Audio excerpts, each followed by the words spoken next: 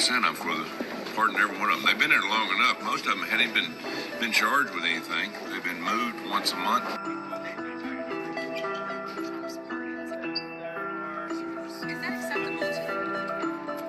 But we're talking about people that were beating officers with fire hydrants, with metal batons. Is that acceptable to you? No. Those people No, were that's hurting. not acceptable, but I didn't see it. So What do you mean? It's on I video. didn't see it. I didn't see it. We've got to go. You're not showing me that. I didn't see that. You don't believe that they actually beat I don't know whether I don't believe it because I didn't see it. Now, if I see it, I would believe it, but I didn't see any of that video.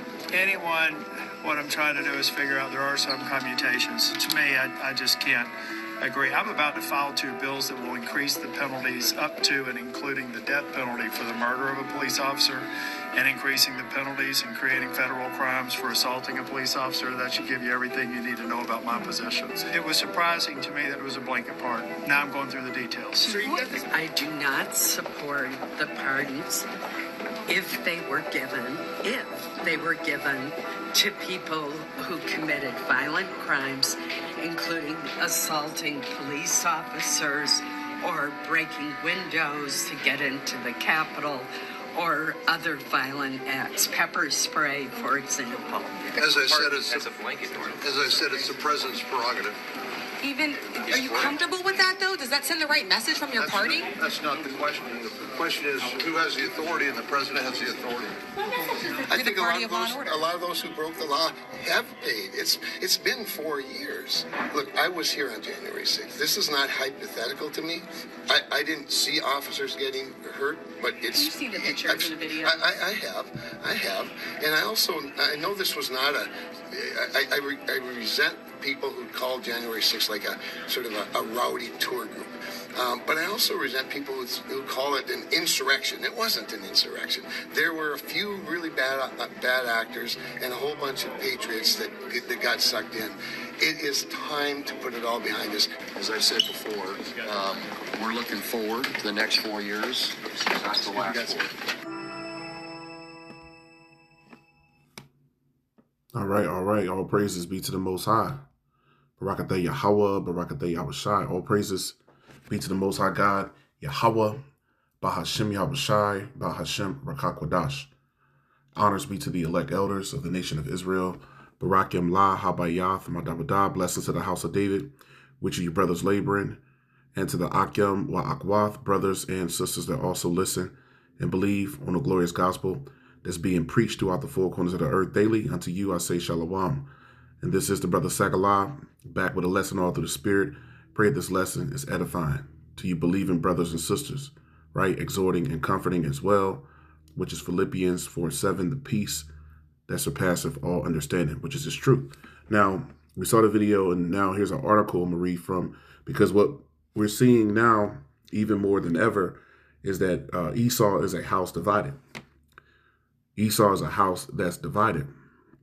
The Democrats against the Republicans, the Libertarians, the conservatives against the liberal. See, you have all of it. It's just a house, and it's getting worse. It's been this way for quite some time, but now it's only getting worse. Now this is with Trump signing all of those, close to 200, I'm hearing, or nearly 200 or more executive orders. Now, one of them was blocked today, by a judge. One of the executive orders was blocked today. But be that as it may, this is causing a lot of rift, even more of a rift between both houses of government. Now, here's from CNN, and this is from CNN Politics, and it's dated January 23rd, which is today. It says they sentenced the January 6 rioters. Now these judges are calling out Trump and poor losers. Now let's read a little bit and get a few precepts. It says the federal judges in Washington, D.C., who handled hundreds of cases from January 6, 2021, are pushing back against President Donald Trump's mass clemency for convicted rioters, rebuking the newly pardoned as poor losers and memorizing the blood. It says the feces and terror from the U.S. Capitol attack. The orders from the judges serve as a reminder of the judiciary work and factual findings, bringing to justice guilty pleas, trials and sentencing, it says for more than 1,000 rioters.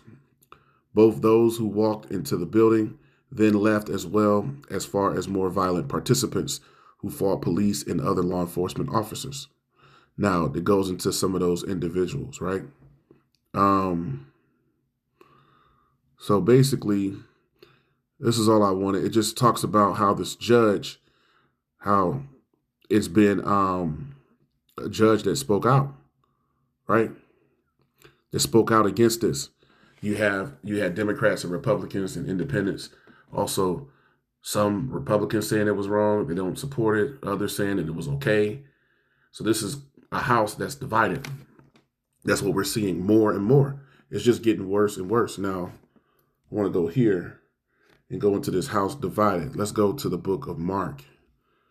Let's go to Mark, the 3rd chapter, because that's what's going on. You know, Esau's house is divided, and that's part of what will be going on here in the last days. America's divided, and the world is being divided because of the Lord Yahweh and his son Yahweh Shai. They're bringing division to the earth. This is Mark 3 and verse 26. Mark 3 and 26, and it reads, "And if Satan rise up against himself and be divided, he cannot stand, but hath an end." So we are witnessing his end. So he's not going to stand. Satan being Esau being Satan, which Satan we know just means adversary. So our adversary, our chief enemy, Esau, is divided against himself, as it says here. And he cannot stand, but hath an end. So we're witnessing his end. The end is being made manifest, the scriptures tell us. So the end of the wicked is what we're witnessing, because he is divided against himself more and more, worse and worse. This is Luke 11 in verse 18, going into that division. Luke 11 and 18, it says, "If Satan also be divided against himself, how shall his kingdom stand?" A question being asked. So how can this continue on, what we're witnessing and been going on for, for decades, but how much more in the last, 7, 8 years since Trump was president before, then Biden coming in, and then now? How much more? "If Satan also be divided against himself," these are both branches of government, "how shall his kingdom stand? Because ye say that I cast out devils through Beelzebub." Now it says, if Satan is divided, how is his kingdom going to stand? Right? And that he hath an end. This brings this to mind here. This is the book of Amos 3. And going to the point in verse 3, it says, "Can two walk together except they be agreed?" Amos 3 and 3 again, "Can two walk together except they be agreed?" So America is completely divided and fractured.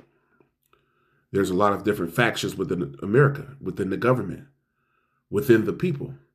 Luke 11 and 18 again, it says, "If Satan also be divided against himself, how shall his kingdom stand?" So this place is not going to stand very much longer, right? So the Most High has divided him. Let's see what this word is for divided. He's brought the great division. It says the same thing in, what is that? Matthew, the 10th chapter. Start at the 34th verse. Is all division is what we're witnessing. G 1266. It's to cleave asunder, to cut in pieces. It means to be divided. To be divided into opposing parts. That's once again the Democrats and the Republicans, the libertarians and the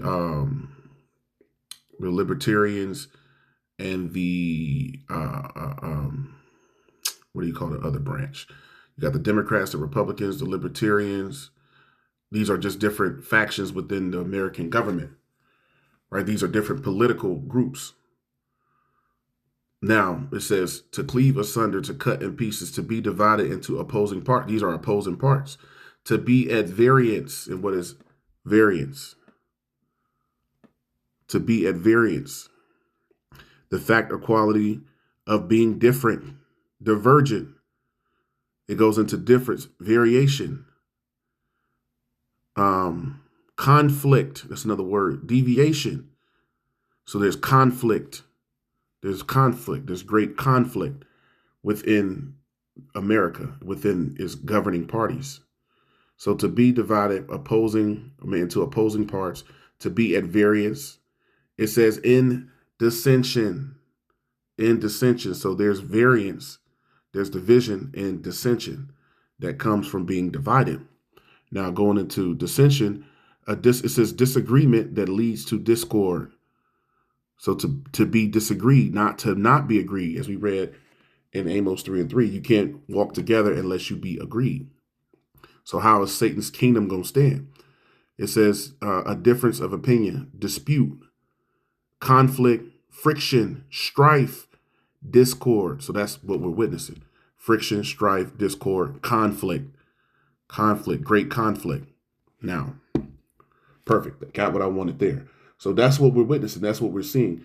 Two can't walk together, right, if they're not agreed. Now, this comes to mind, too. I'm just going to get a few, and I'll close it out here in a minute. This is Isaiah, should be the 19th chapter. Isaiah 19. It says a message to Egypt, New Egypt, Babylon the Great, and we'll show that this is speaking about America today. Isaiah 19 in verse 1, the burden, it says, of Egypt, behold, the Lord Yahweh rideth upon a swift cloud and shall come into Egypt. So that's Yahweh Shai returning. He's going to make his way here to Egypt, to Babylon the Great, right? As it says in Revelation, the 1st chapter, the 7th verse.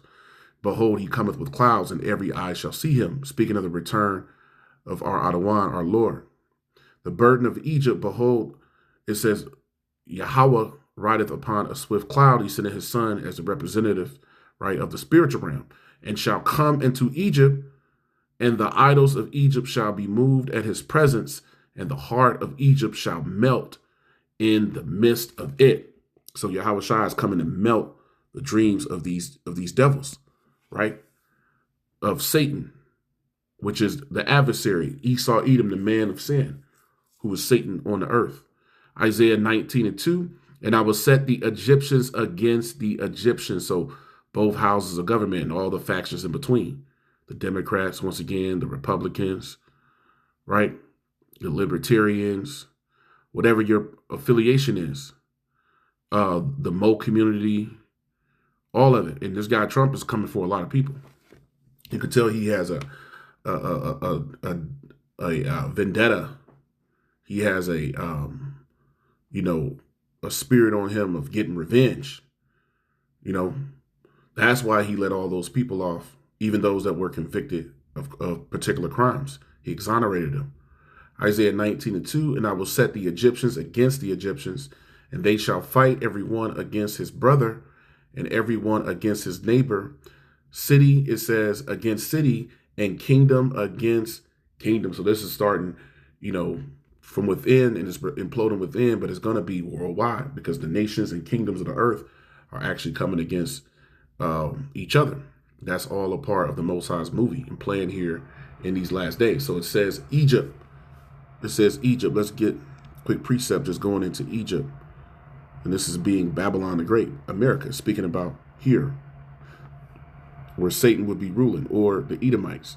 2nd Ezra 15. 2nd Ezra 15. Let's go to the point. Verse 10, it says, behold, my people is led as a flock to the slaughter, the 2/3, the children of disobedience, right? The Israelites that won't repent and don't believe and won't return to this word. Ultimately, those that are the non-elect, right, are the Lord's people who he's speaking about that's being led as a flock to the slaughter. I will not suffer them now to dwell in the land of Egypt. So the Most High is bringing judgment because he's not going to allow for the elect to stay here and receive the judgment that's coming, right, to the children of disobedience. 2nd Ezra 15 and verse 11, and I will bring them with a mighty hand and a stretched out arm and smite Egypt with plagues as before, showing you this is talking about the Egypt to come, right? It's using a parallel there. And will destroy all the land thereof. Egypt shall mourn. So all this division is going to lead further and further to this place, being brought to the ground, being brought in great mourning. Egypt shall mourn, and the foundation of it shall be smitten. It says, with the plague and punishment that the Most High shall bring upon it. So this place is being plagued and punished, That's what we're witnessing. That division is showing worldwide that this place is being plagued and punished. See, I got another one here. This is in Luke, the 12th chapter.